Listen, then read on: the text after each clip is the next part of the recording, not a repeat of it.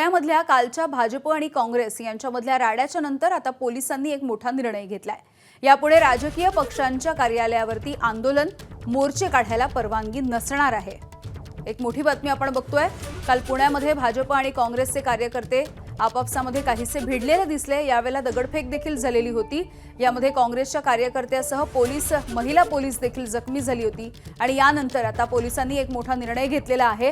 यापुढे राजकीय पक्षांच्या कार्यालयावरती आंदोलन किंवा मोर्चे काढायला परवानगी नसणार आहे।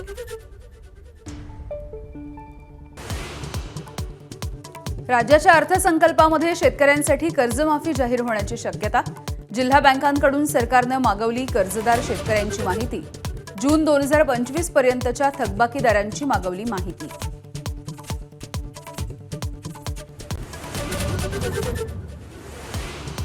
अजित पवारांच्या निधनानंतर 4 दिवसांमध्ये 75 शाळांना अल्पसंख्याक दर्जा। ऑगस्टपासून रोखून धरला होता दर्जा। पोद्दार इंटरनॅशनलच्या 25 शाळांचा समावेश।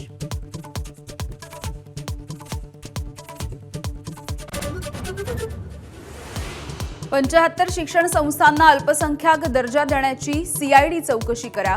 राज्य अल्पसंख्याक आयोगाचे अध्यक्ष प्यारे खान यांची मागणी। दोषींची चौकशी करून मकोकाच्या अंतर्गत गुन्हा दाखल करण्याची मागणी।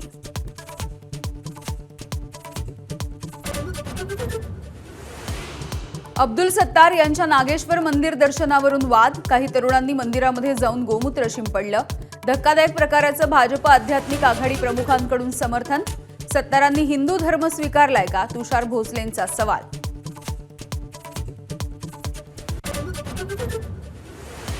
अजित पवारांच्या विमान अपघाताची रोहित पवार खासगी गुप्तचर संस्थांकडूनही चौकशी करणार।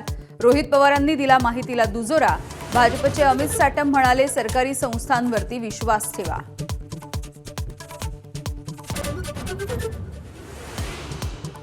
माणिकराव कोकाटेंवरती मंत्रिपद किंवा लाभाचं पद स्वीकारण्यावरची मनाई सुप्रीम कोर्टातही कायम। एका आठवड्यानं पुन्हा एकदा होणार सुनावणी। सदनिका प्रकरणामध्ये कोकाटेंना झाली आहे 2 वर्षांची शिक्षा।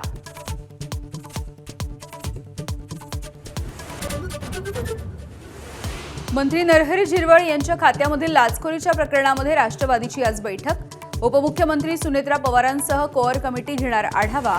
झिरवळ मुख्यमंत्र्यांची भेट घेण्याची शक्यता। दिग्दर्शक रोहित शेट्टीच्या घरावरती गोळीबार करणाऱ्या 4 जणांना अटक। मुंबई पोलिसांची राजस्थानमध्ये कारवाई।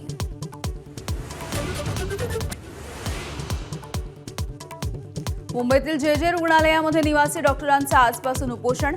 200 निवासी डॉक्टर सहभागी। रुग्णसेवेवरती परिणाम होण्याची शक्यता। विविध प्रलंबित मागण्यांसाठी आजपासून बेमुदत उपोषण।